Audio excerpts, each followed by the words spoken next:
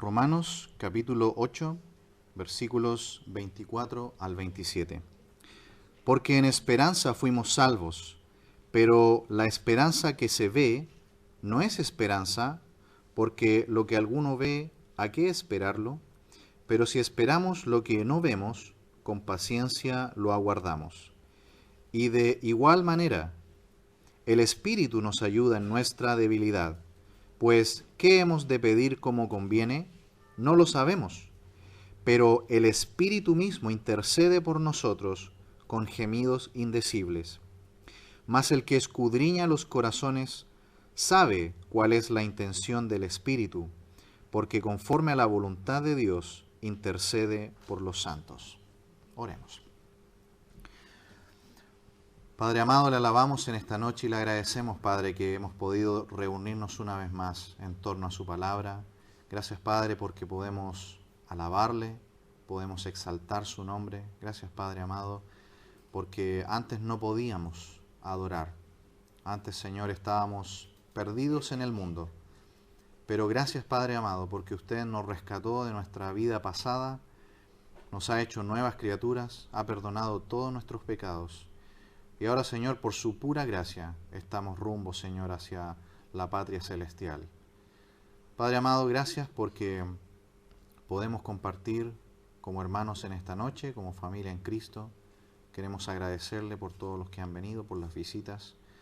Y, Señor, pedimos, Señor, que la obra de su Espíritu pueda ser hecha en nuestros corazones, para que al volver a nuestras casas en esta noche podamos volver con el gozo que viene de su palabra. Le pedimos, Señor, que quite toda molestia de nuestro corazón, toda preocupación. Ayúdenos, Señor, a que podamos enfocarnos en su palabra, que es lámpara, luz a nuestros pies. Señor, ayúdenos, lo pedimos en el nombre de Jesús. Amén. Bien, en esta noche vamos a ver que los creyentes victoriosos tienen una vida de oración en el Espíritu de Dios. Los creyentes victoriosos tienen una vida de oración en el Espíritu de Dios. Y vamos a dividir el pensamiento de Pablo en dos partes. En primer lugar, los versículos 24 y 25. Vamos a decir que la esperanza nos ayuda en la salvación. La esperanza nos ayuda en la salvación. Y versículos 26 y 27, vamos a ver que el Espíritu Santo nos ayuda a orar. El Espíritu Santo nos ayuda a orar. Ya hemos avanzado bastante aquí en la epístola a los Romanos. Estamos más o menos en la mitad de la epístola. Y es una carta que Pablo escribió a los hermanos de esta iglesia en Roma, la cual no sabemos realmente quién la fundó, pero sin duda que la influencia de Pablo estuvo. Y él está preocupado porque en la iglesia en Roma ya se han empezado a introducir influencias falsas doctrinas. Influencias que pueden hacer que peligre la doctrina de la iglesia. Influencias que afectan el interior de la iglesia. Y es sobre todo en la doctrina de la salvación. Por eso que el apóstol Pablo escribe esta carta en la cual él explica claramente cómo es que el ser humano puede ser salvo. Y hemos visto que esta salvación es completamente por gracia, por medio de la fe. Ninguna obra que el hombre pueda hacer puede intervenir en la decisión de Dios para que usted o yo podamos ser salvos. La única forma en que un ser humano pecador, como somos todos nosotros, pueda entrar al cielo, el cielo de un Dios santo, es que Él primero limpie nuestros pecados y limpie toda nuestra maldad. Y al enviar a su Hijo Cristo a morir en la cruz, Él nos da el sacrificio, el medio, que es su sangre, para que nuestros pecados puedan ser borrados. Por este sacrificio es que nosotros podemos ser salvos, no por algo que nosotros podamos hacer, sino por la obra de Cristo en la cruz. Por eso que el apóstol Pablo toma los primeros 3 capítulos de la epístola para explicar que el ser humano es pecador y está perdido. Luego vimos que en el capítulo 4, Pablo explica que la salvación es por la fe y da los ejemplos de Abraham y de David, ambos salvos por fe, uno en el periodo de la ley y otro fuera del periodo de la ley. Recordemos que Abraham no conoció los 10 mandamientos, él no conoció la ley hebrea. Los mandamientos vinieron siglos después con Moisés, pero ambos fueron salvos por la fe, sin obras de la ley, tanto David como Abraham. Capítulo 5 nos habla de que la salvación es segura, nada ni por nada la podemos perder. Aquí en este capítulo 8 veremos, si el Señor permite, que nada nos puede separar del amor de Dios. También nuestro Señor Jesús, en Juan capítulo 10, nos explica claramente lo que es la seguridad de salvación, que Pablo también se explayó bastante en el capítulo 5, para explicarnos que la salvación no se pierde. El Señor Jesús dijo en Juan 10, versículo 27, mis ovejas oyen mi voz y yo las conozco y me siguen. Y yo les doy vida eterna y no perecerán jamás, ni nadie las arrebatará de mi mano. La salvación no la podemos perder porque no la podemos ganar, porque la salvación es un regalo de Dios que se recibe por poner nuestra fe en la obra de Cristo. Nota que no podemos salvarnos por obras, sino colocando nuestra fe en la obra de otro, la obra de Cristo en la cruz. Capítulo 6 en adelante, incluyendo el capítulo 8, hablan de cómo poder tener una vida victoriosa en el Espíritu. Habló de la santificación del creyente. Y en este capítulo 8 hemos visto varias cosas que nos van a ayudar a tener una vida victoriosa. Y aquí en estos versículos 24 al 27, Pablo menciona la oración. La oración es absolutamente indispensable si queremos tener una vida espiritual victoriosa, si vamos a tener una vida espiritual triunfante. Enseñando esta semana la epístola a los Filipenses, noté algo muy interesante en el capítulo 1, que quizá usted también lo ha notado. Pablo habla de la oración en el capítulo 1. Habla mucho de la oración, de que él oraba por los hermanos. Y él dice, agradezco a Dios cada vez que me acuerdo de vosotros. ¿Sabe qué es lo que más produce una vida de oración? Un corazón agradecido. Cuando en nuestro corazón hay poca gratitud, oramos poco. ¿Tenemos mucho que agradecer a Dios, sí o no? Tenemos muchísimo que agradecer a Dios. ¿Por qué oramos poco entonces? Poca oración indica poca gratitud. Mientras más oramos, lo que estamos demostrando es gratitud a Dios, todo lo que Él nos da. Por eso que Pablo no exagera al decir orad sin cesar a los tesalonicenses. Podemos orar siempre, todo el tiempo. No hay una postura para orar. Podemos orar todo el tiempo, en todo lugar. Y Pablo nos va a enseñar aquí, en estos versículos 24 al 27, que la persona del Espíritu Santo, la tercera persona de la Trinidad, es la persona encargada de poner las palabras cuando nosotros oramos. ¿Se ha fijado que a veces cuando nosotros empezamos a orar, no habíamos planificado hablar de ciertas cosas, no habíamos planificado dar ciertas peticiones, no habíamos planificado pensar en ciertas personas y situaciones, no habíamos pensado en confesar ciertos pecados, pero lo hacemos? ¿Por qué? Porque no somos nosotros los que guiamos los temas de la oración. La persona del Espíritu Santo es quien va guiando los temas en la oración. Es el Espíritu Santo quien pone las palabras que nosotros usamos cuando oramos. Y Pablo aquí va a hacer un contraste entre la esperanza y la oración que nos ayuda a hacer el Espíritu Santo. Miremos el versículo 24.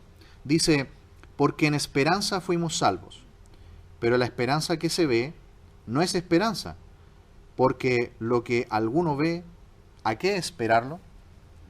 Este primer versículo nos indica que la esperanza es algo que no vemos, porque si ya tenemos aquello que esperábamos, ya lo estamos disfrutando, no lo estamos esperando, ¿no?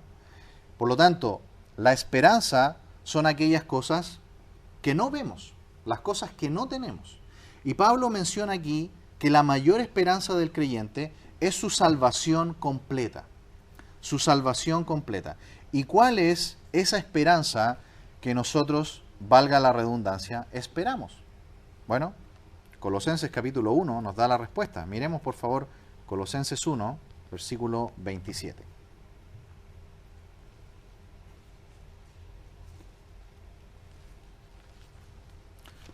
Colosenses 1:27.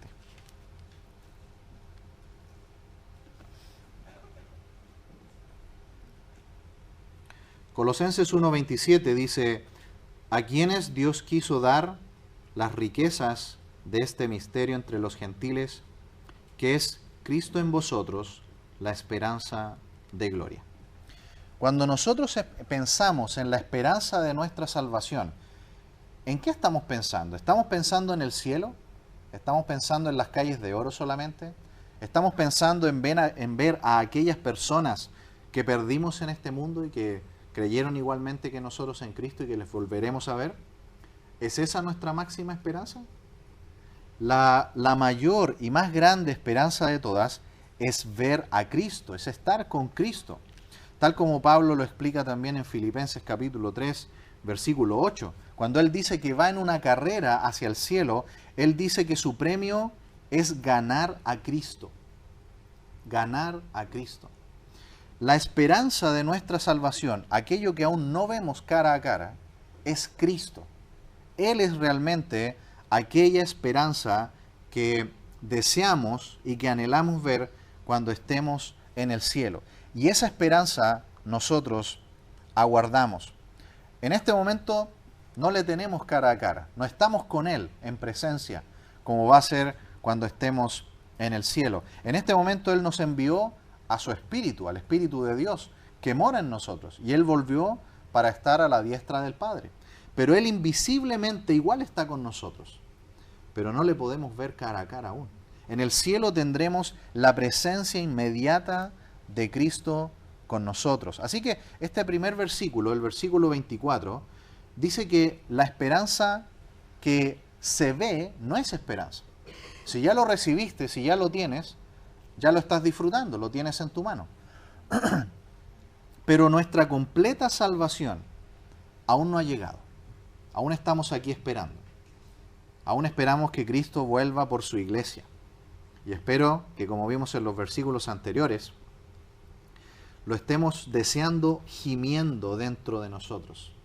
Deseando, anhelando la adopción, la redención de nuestro cuerpo. Eso dice el versículo 23. Por eso que a continuación, si seguimos leyendo, el versículo 25 dice, pero si esperamos lo que no vemos, con paciencia lo aguardamos. Ahí está, ¿no? ¿Cuál es la verdadera esperanza? Algo que esperamos y que aún no tenemos, que aún no lo hemos visto. Y así estamos. Estamos esperando a que Cristo vuelva por nosotros. Estamos esperando poder llegar al cielo y ser redimidos también en nuestro cuerpo. Recordemos que en el cielo nosotros no seremos solamente espíritus. Dios también va a redimir nuestro cuerpo. Dice 1 Corintios 15 que en un abrir y cerrar de ojos este cuerpo será transformado. Este cuerpo ya que se está muriendo, que quizás está enfermo, este cuerpo que duele, que se está envejeciendo cada día más. Dios dice en su palabra que será transformado por un cuerpo nuevo e incorruptible. Este cuerpo es corruptible, se está destruyendo, se está muriendo. Pero Dios en el día del arrebatamiento lo va a transformar. Y dice Filipenses 3:21 que será semejante al cuerpo de la gloria de Cristo. Es decir, vamos a tener un cuerpo como el de Cristo resucitado.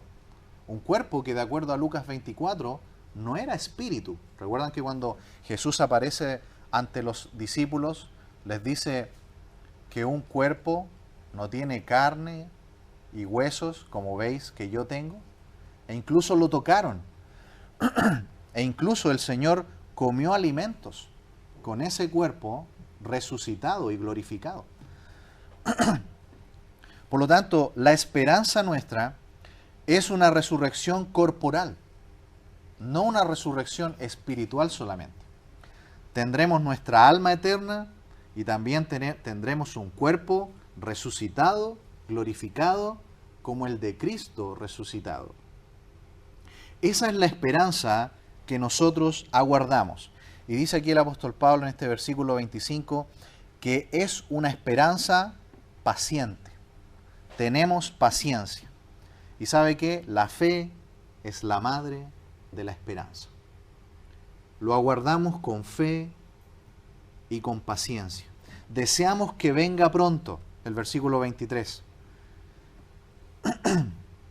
Gemimos dentro de nosotros, esperando que llegue ese día, pero aún no llega. Por eso que se llama esperanza. Así que, hermanos amados, recordemos siempre esto.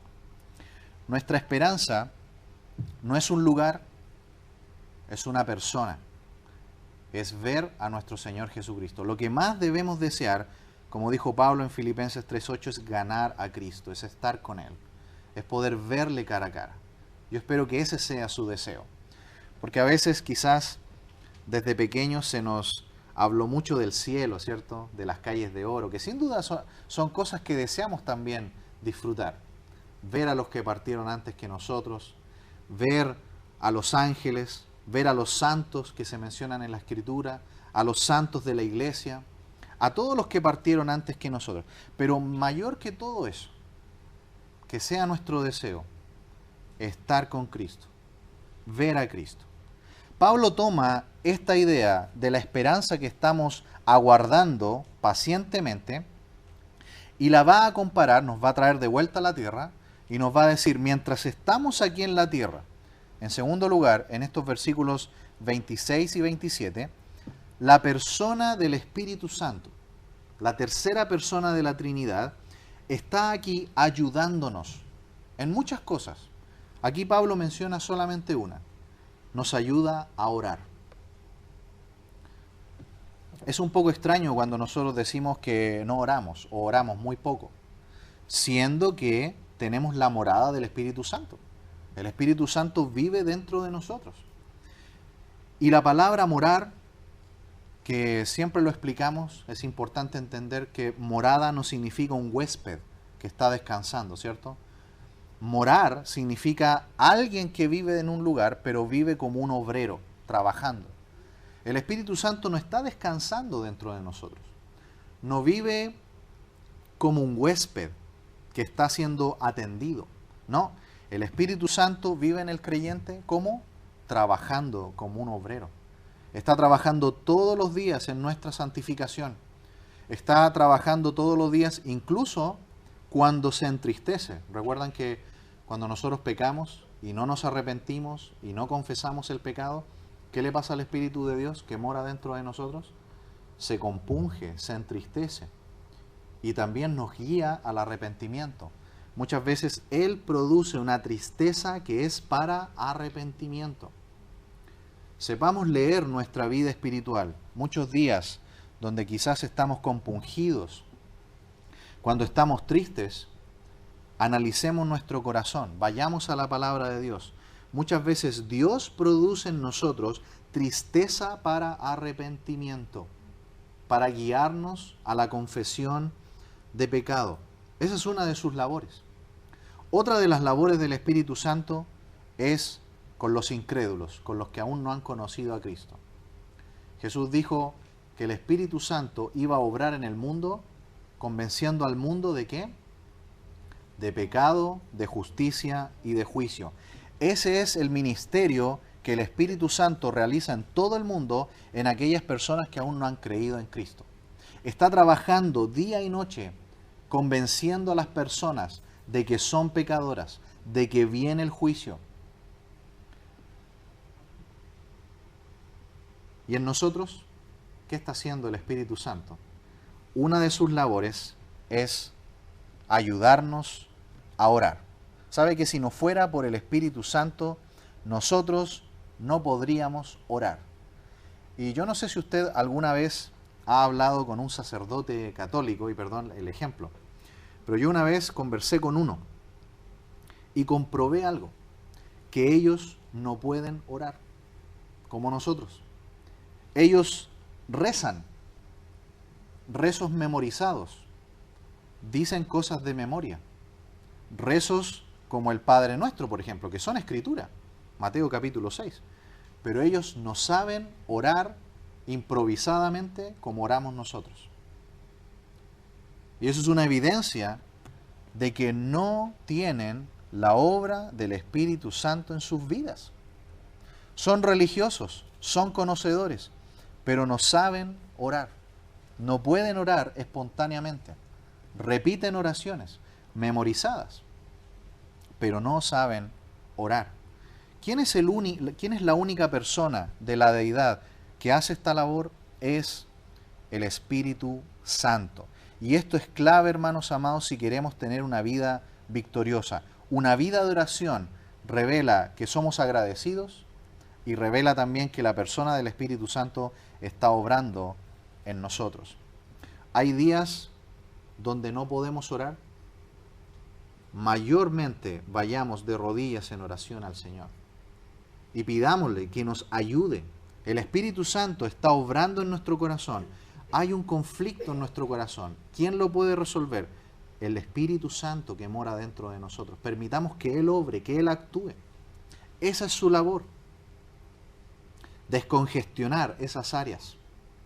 Mostrar nuestro pecado, confesar nuestra maldad, para que luego podamos orar libremente ante su trono. Dice el versículo 26, y de igual manera el Espíritu nos ayuda en nuestra debilidad, pues ¿qué hemos de pedir como conviene? No lo sabemos, pero el Espíritu mismo intercede por nosotros con gemidos indecibles. Y de igual manera, con esa expresión, Pablo está conectando lo que dijo anteriormente, ¿no?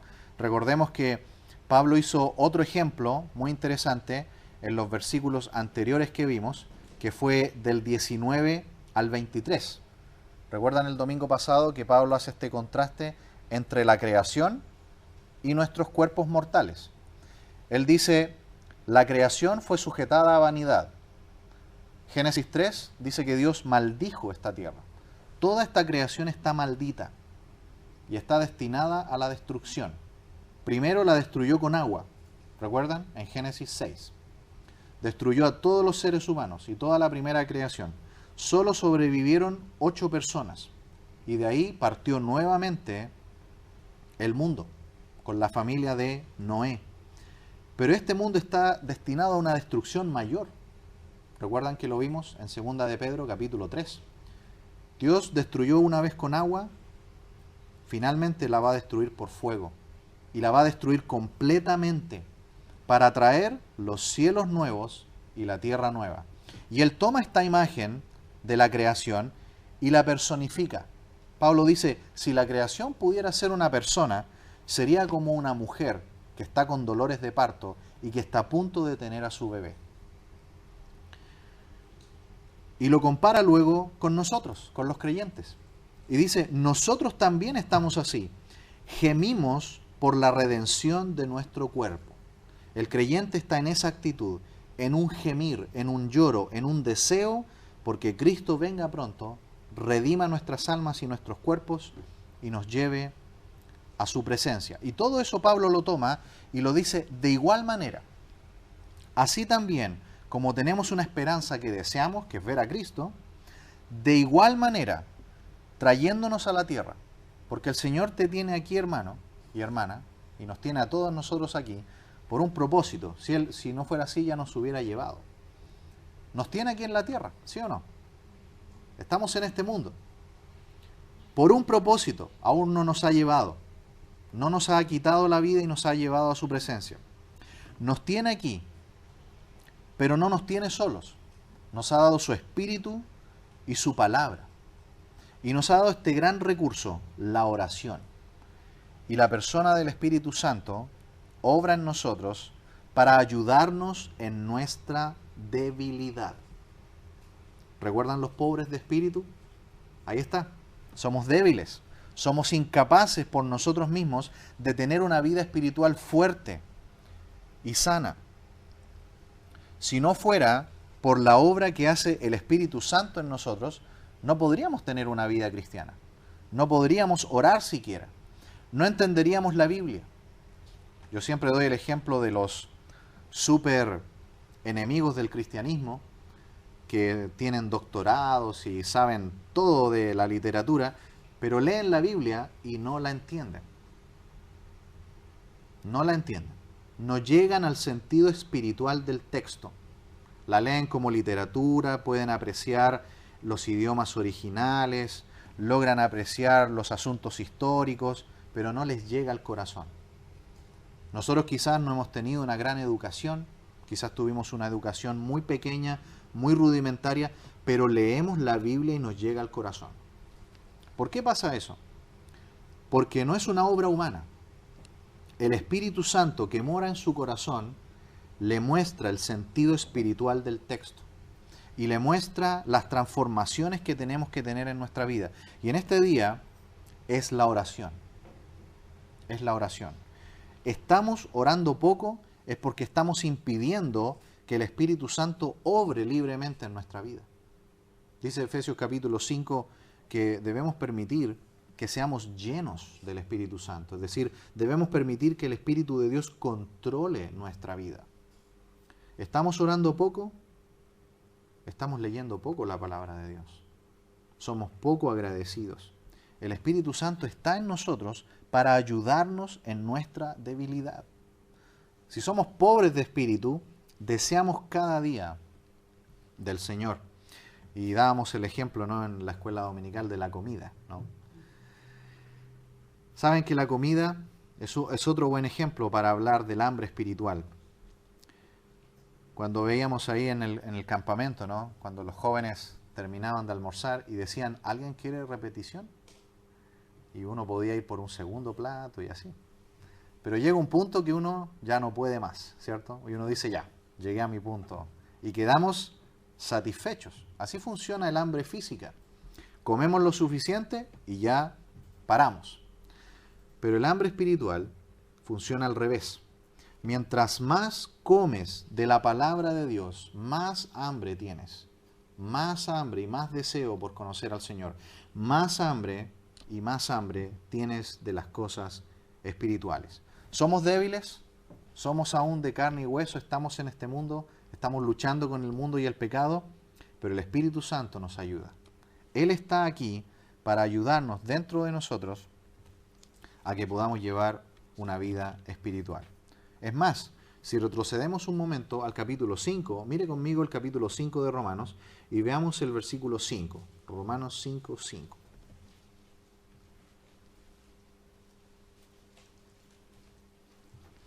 Romanos 5, 5. Dice, y la esperanza no avergüenza, porque el amor de Dios ha sido derramado en nuestros corazones por el Espíritu Santo que nos fue dado.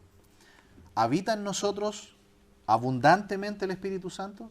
Dice que sí, que se fue derramado en nuestros corazones, está abundantemente en nosotros. Nadie tiene más Espíritu Santo que otro, todos tenemos lo mismo. Su presencia plena en nosotros.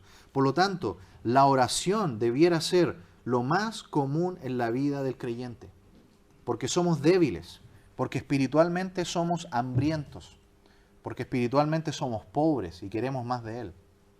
La oración debiera ser lo más normal y lo que más deseamos hacer todo el tiempo. Es parte de la obra de santificación que hace el Espíritu Santo. La palabra allí, ayuda, significa llevar el peso, ¿no? Él nos ayuda a llevar el peso. Y se complementa perfecto con las palabras de Jesús. Llevad mi yugo, que es fácil, y ligera mi carga. ¿Por qué es fácil? Porque el Espíritu Santo nos ayuda. Antes, cuando estábamos en el mundo e íbamos rumbo al infierno, quizás practicábamos una religión, pero era una dura carga, porque estábamos tratando de ganarnos la salvación por obras. Y eso es un peso. Pero cuando vino Cristo a nuestra vida nos liberó. Y nos dimos cuenta, gracias Padre, porque no tengo que hacer nada para ser salvo. Absolutamente nada. Solo depositar mi fe en ti. Y me perdonas mis pecados y me das la salvación gratuita. Por eso que es fácil y ligero, porque todo lo hizo Él. Nosotros solamente pusimos nuestra fe en Él, como el ladrón que estaba junto a Jesús en la cruz. Salvo solamente por creer. No alcanzó a hacer nada. Fue salvo solamente porque puso su fe en Él. Dice el versículo 26, de igual manera el Espíritu nos ayuda en nuestra debilidad, porque, pues, ¿qué hemos de pedir como conviene? ¿Qué dice a continuación? No lo sabemos. Hermanos, aceptemos esto. Nosotros no sabemos orar y no podríamos orar a menos que el Espíritu Santo obre en nosotros. Tengamos cuidado con caer en esa actitud de que a veces oramos como si el Espíritu de Dios no estuviera. Siempre tengamos en cuenta, el Espíritu de Dios está dentro de mí y está guiándome en el momento de la oración. El Espíritu Santo está dentro de mí y me está guiando cuando leo la Biblia. De otra manera no la podríamos entender. Es gracias a Él que podemos comprender la Escritura. Es gracias al Espíritu de Dios que podemos orar y empezar a hilvanar las palabras. ¿Se acuerdan lo que yo les decía de este religioso, de este sacerdote? No podía orar, no sabía orar. Solo sabía decir rezos de memoria. Porque no tienen al Espíritu Santo que les guía a ellos. Porque no sabemos, a menos que el Espíritu de Dios lo haga. Sigue diciendo el 26, pero el Espíritu mismo intercede por nosotros con gemidos indecibles. ¿Recuerdan cuando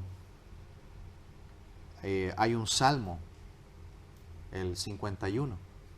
Cuando David ha confesado el grave pecado que cometió con Betsabé, ¿recuerdan? Y él dice, hay un sacrificio, Dios, que tú nunca vas a rechazar. El corazón contrito y humillado. ¿Quién es el que produce ese corazón contrito y humillado? ¿Quién es el que produce en el creyente esa tristeza para arrepentimiento? ¿Quién nos hace bienaventurados por hacernos incluso llorar cuando oramos de nuestra condición actual? Es la persona del Espíritu de Dios. Él es el que produce ese deseo, incluso dice aquí Pablo, ese gemir dentro de nosotros, ese lloro, esa sensibilidad, ese deseo de confesar, de arrepentirnos y de volver a la comunión con el Padre, cada día. Cada día estamos en una lucha con nuestra debilidad. ¿Quién es el que intercede? Su Espíritu que mora en nosotros. Es su Espíritu. El Señor dijo, me voy a la diestra de mi Padre, pero no estén tristes, yo les voy a enviar al Consolador, al Ayudador, al Espíritu Santo. Estaba hablando del Espíritu Santo. Y Él ha venido y está abundantemente en su iglesia, está en sus hijos. Así que, queridos hermanos, podemos entender la palabra de Dios por una obra de Él. Y si podemos orar, es porque Él nos ayuda, es porque Él pone las palabras. Yo les decía al principio que muchas veces tenemos una intención al momento de empezar a orar y he notado cómo empiezan a salir otros temas y otras cosas y el Señor nos va guiando a ciertas cosas y a orar por ciertas personas y en medio de la oración Él va descubriendo nuestro corazón y van saliendo aquellos pecados que tratamos de ocultar. Eso es una obra que nosotros no podríamos hacer si no fuera por su Espíritu. Él es el que obra en nosotros. La palabra interceder la busqué también. ¿Y sabe lo que significa en este versículo? Interceder significa rescatar a alguien de una dificultad. Rescatar a alguien de una dificultad. Si nosotros fuéramos salvos, pero no estuviera la obra de la morada del Espíritu Santo, estaríamos en una dificultad bien grave, porque no sabríamos orar. Pero Él viene e intercede para que nosotros podamos hablar al Padre. Y cuando nosotros hablamos, ¿quién es el que lleva todo esto a la presencia de Dios? ¿Quién es el que lleva todo esto delante de Él?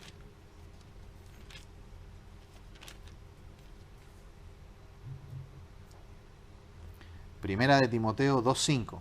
Yo creo que lo saben de memoria.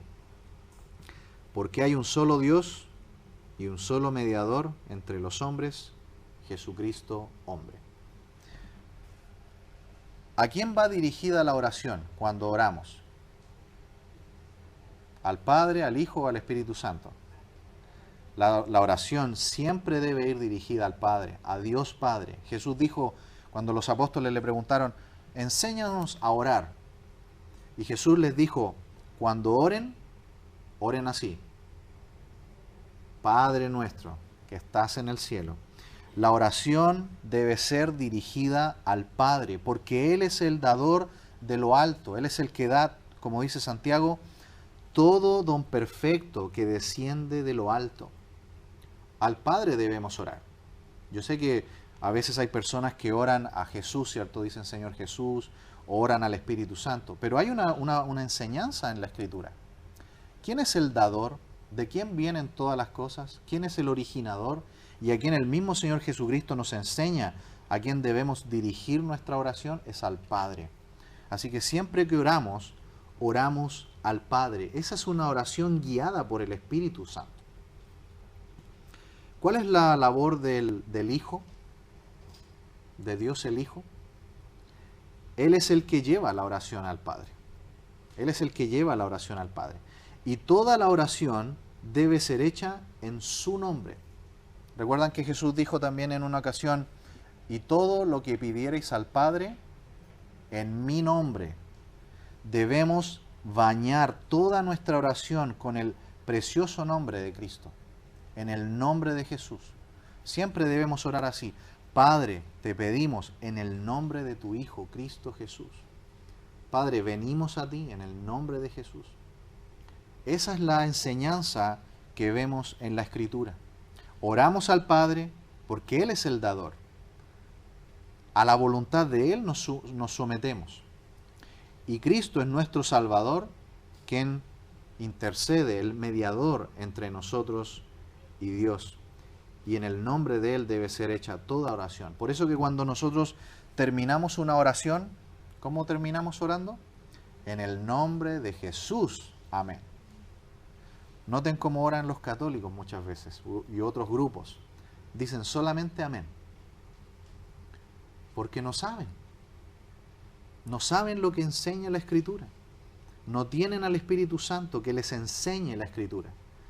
Si tuvieran al Espíritu Santo, sabrían que la oración debe ser hecha en el nombre de Jesús y que debe ser dirigida al Padre. ¿Han visto que oran a los santos, por ejemplo? ¿Le oran a un dios de madera o a una estatua de yeso? ¿Dice eso la Escritura? No. Jamás debemos orar a un objeto o a un hombre o a un dios falso. La oración va dirigida a Dios el Padre, en el nombre de Jesús. ¿Y el Espíritu Santo qué hace? Nos ayuda, intercede, colocando las palabras. Porque como nosotros somos débiles y no sabemos qué pedir como conviene, si nosotros pidiéramos a nuestro modo, haríamos muchas peticiones que no son conforme a la voluntad de Dios. Haríamos peticiones como los niños cuando entran en una juguetería. ¿Ha visto que los niños quieren agarrar todo? Y después ven otro y quieren todo. ¿Saben qué? A veces nosotros quizás oraríamos cosas como esta. Señor, te pido que destruyas a mi enemigo. Ojalá que hoy día lo atropelle un tren. ¿Es verdad? Pero nosotros jamás debemos orar cosas así. Porque no oramos conforme a nuestra voluntad, oramos como Cristo oraría. Pediríamos las peticiones que Cristo pediría. Jamás diríamos, Señor, quiero ganarme el premio mayor de la lotería. ¿Esa sería una oración de Cristo? Tampoco. Si el Espíritu de Dios es el que guía nuestras palabras y nuestras peticiones ante el trono, vamos a orar de acuerdo a la voluntad de Dios y tal como Jesús oraría. Cuando Jesús estaba muriendo en la cruz, ¿recuerdan que Él oró por sus verdugos? Padre, perdónalos porque no saben lo que hacen. Y cuando oró por las cosas materiales, ¿recuerdan allí en la tentación? Cuando el maligno trató de guiarlo a desviarse de la voluntad de Dios, Jesús dijo, no solo de pan vivirá el hombre, sino de toda palabra que sale de la boca de Dios. Esa es una oración guiada por el Espíritu de Dios, una oración conforme a la voluntad de Dios y no conforme a nuestros deseos carnales. Dice el versículo 27, bueno, al final del 26 dice que el Espíritu intercede con gemidos indecibles. Literalmente dice el texto con gemidos inefables. Y la palabra ahí es super interceder. Literalmente dice eso. Es una palabra que no tenemos en el castellano. Pero dice super intercesión. Es decir, la intercesión más alta que puede haber es que alguien interceda por ti delante de Dios. ¿Alguien puede interceder por nosotros delante de un juez o delante de alguna autoridad de este mundo? Pero la superintercesión, aquella donde podemos llegar directo a Dios sin ningún otro intermediario, es el Espíritu Santo de Dios y nuestro Señor Jesucristo. Y Él intercede con gemidos inefables. Por eso que nuestras oraciones son un lloro, son un gemido, son un anhelo hambriento de nuestro Dios y de nuestro Señor Jesucristo. Termina el apóstol Pablo con el versículo 27 en este párrafo diciendo: mas el que escudriña los corazones sabe cuál es la intención del Espíritu, porque conforme a la voluntad de Dios intercede por los santos. ¿Quién es el que escudriña los corazones? Ahí mismo lo dice, ¿se fijaron? Dios. Dios es el que conoce y escudriña. ¿Se fija que Dios Padre y el Espíritu Santo están de acuerdo? No están en desacuerdo. En la Trinidad nunca hay desacuerdo. Nunca una de las personas de la Trinidad va a hacer algo por su cuenta, sino que obran en perfecta sincronía. Las tres personas están de acuerdo y hacen lo mismo. Por lo tanto, la voluntad de Dios va a ser lo que el Espíritu Santo va a guiarnos a orar. Hermanos amados, oremos pidiendo la guía de Dios en nuestras oraciones. Dejemos esas peticiones centradas en nosotros. Cuando oramos, lo primero que debemos hacer es adorar a Dios. Es pedir por otros. Es pedir perdón por nuestros pecados. Y al final, oramos por nosotros. A veces no permitimos que Dios guíe nuestra vida de oración. Y cuando oramos, lo primero que decimos son peticiones para nosotros. Y no adoramos a Dios, no oramos por otros, no confesamos nuestros pecados. Una oración guiada por el Espíritu Santo de Dios morando dentro de nosotros nos guía primeramente a la adoración. Cuando Jesús anunció que vendría el Espíritu Santo, Él dijo en Juan capítulo 16, versículo 14, que cuando Él viniera, dice, Él me glorificará. ¿Sabe qué es lo primero que hace el Espíritu de Dios? Glorifica al Padre y glorifica al Hijo. Por eso que cuando nosotros oramos, lo primero que debemos hacer es adorarle.